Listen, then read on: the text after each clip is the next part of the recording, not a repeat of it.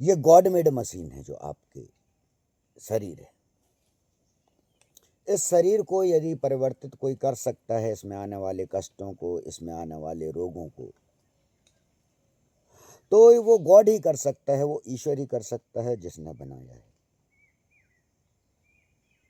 हम एक आशा रखते हैं कि हमारे कष्ट कोई दूसरा अन्य मिटाएगा, क्योंकि कष्टों का कारण भी दूसरा होता है।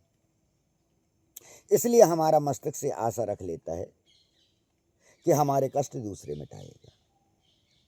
हमें यह अपने आप पर विश्वास नहीं होता है कि जो हमारी आत्मा है, परमात्मा के स्वरूप है, उसमें इतनी ताकत है कि वो आपके सभी कष्ट मिटा सके। हमारे ऋषि मुनियों ने खोज की, ध्यान में गए, उसी प्रकार से जिस प्रकार से आज हम टीवी देख रहे हैं, मोबाइल पे सुन रहे हैं, बस वही क्रिया के द्वारा, योग के द्वारा, और योग की ही पद्धति, धारणा की धार जब आप तेज करते हैं, तो उस स्थिति में जब आप पहुंचते हैं कि जो समाधि की स्थिति होती है, उसका अर्थ होता है पूर्ण। हम समाधि को सही शब्दों में नहीं ले पाते हैं कि समाधि क्या है। समाधि यानी पूर्णता, यानी शून्यता। कोई भी चीज -10, -9, -8, -7, -6 इस प्रकार से 0 तक आती है। 0 के बाद 1 2 3 4 5 6 7 8 9 10 जो सकारात्मक होते हैं, पॉजिटिव नंबर। हम जो नकारात्मक इंद्रियों के द्वारा हो चुके हैं, जो हमारे कष्ट आ रहे हैं, परेशानी आ रही हैं, हम उस समाधि स्थिति में पहुंचकर पहले उस नेगेटिव चीज को पूरा समाप्त करके शून्यता में आते हैं। वही शून्यता जो शिव की है, यानी आप समाधि में पहुंचकर शिव तत्व में पहुंच जाते हैं, जहां आप सुख दुख, हानि लाभ, जीवन मरण, यश अपयश, इन सबसे शून्यता में आ जाते, दोनों के मध्य में आ जाते। उसके बाद जो क्रिया चालू होती है, जो आपको प्रकृति से जुड़ाते हुए उस अनंत ब्रह्मांड में जुड़ाती है, और उसी के द्वारा ही जो आप अलौकिक चीज समझते हैं, वो होती है चमत्कार नहीं। चमत्कार तो आंखों का भ्रम होता है। आंखों का भ्रम नहीं, क्योंकि ये इंद्रियों से बाहर की चीज है समाधि। समाधि के द्वारा हमारी बुद्धि क्षमता तीव्र होती है, हमारी जो इंद्रियां हैं वो बहुत तीव्र होती हैं। हमारी सुनने की शक्ति, नेत्रों की शक्ति, हमारी खुशबू, हमारी वाणी की ताकत, ये सब उसी विधि के द्वारा प्राप्त होती है। और जो धनु स्तंभन विद्या है, वो उस समाधि तक ले जाने की एक विद्या है, जिसके द्वारा हम उस समाधि तक पहुंच सकते हैं, जहां ऊर्जाओं का भंडार होता है, जहां से हम फिर अनेक द्वारों में प्रवेश करते हैं, जिस द्वार में हम जाना चाहते हैं।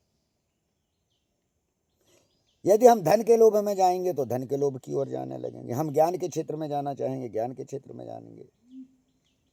हम चाहते हैं ब्रह्मांड में और क्या मौजूद है, हम उस क्षेत्र में जाने लगेंगे। क्योंकि प्रकृति में ध्यान रखिए कि जो भी शब्द बोल दिए गए वो कहीं ना कहीं मौजूद हो गए, निहित हो गए। वाणी जो जा रही है, ये प्रकृति में निहित होती जा रही है, और ये कहीं पे किसी को साकार रूप में कार्य कर रही है। वही ध्वनि तरंग जिस प्रकार से हम बोलते हैं, वायु के द्वारा जाती है, वो आपके द्वारा पहुंच गई, आप उसे सुन रहे।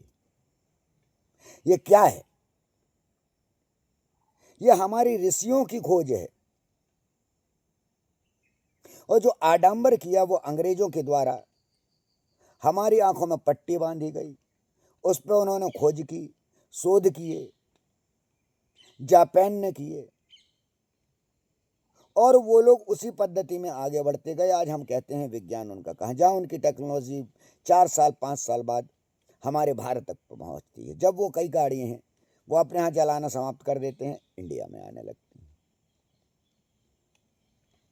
उसका कारण समझिए कि कारण क्या है। जो मूल तत्व है उन्होंने हमें भ्रमित कर दिया। वो उन्होंने इस प्रकार से कर दिया कि आप अपनी शक्तियों को भूल गए। आप सोचने लगे किसी विशेष स्थान में, किसी मंदिर पे हमें वो शक्ति प्राप्त होगी। बल्कि वो मंदिर इसलिए स्थापित करे कि जहां पे आप पहुंचकर अपने नेत्रों को बंद कर उस शक्ति ऊर्जा की ओर जा सके। इंद्रियों की समाप्ति के लिए ये मंदिर बनाए गए हैं। वहां पे पहुंचने के बाद आप अपनी आंखों को बंद करो, नेत्रों को बंद करो, कान का सुनना बंद करो। वहां जो इतनी अच्छी खुशबू आ रही है फूलों की, अगरबत्ती की, उसको महसूस करो।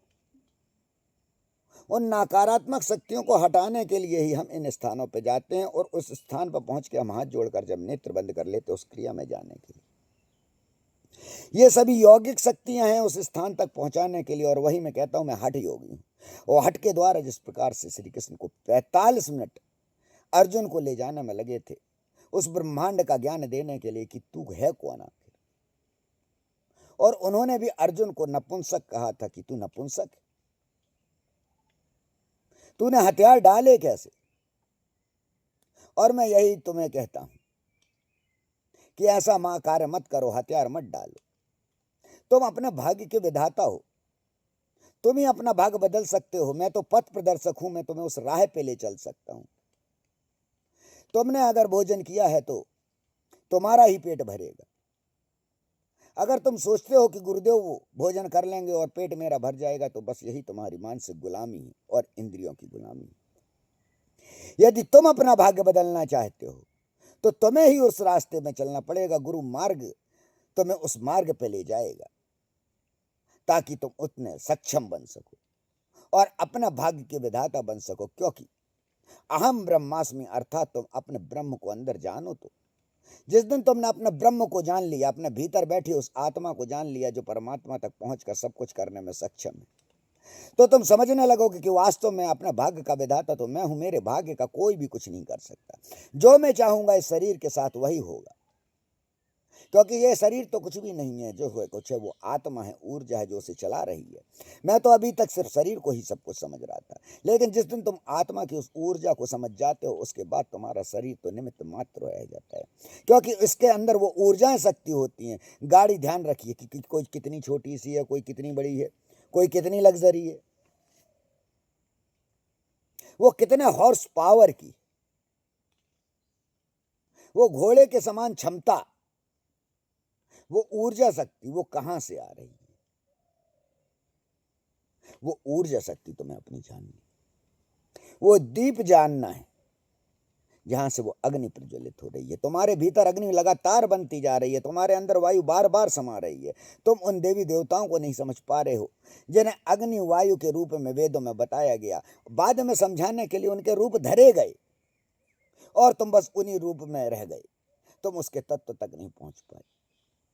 अभी भी समय है, जागो, इंद्रियों की गुलामी से बाहर निकलो, अपनी ऊर्जाओं शक्तियों को पहचानो, उस समाधि तत्व को जानो जिसके द्वारा भूत प्रेत तंत्र मंत्र जादू टोना समाप्त होते हैं, जिसके द्वारा शारीरिक रोग समाप्त होते हैं, जिसके द्वारा मानसिक रोग समाप्त होते हैं, जिसके द्वारा मनुष्य बुद्धिमान बनता है, जिसके द्वारा ही मनुष्य कष्टों से निकल सकता है। ओम।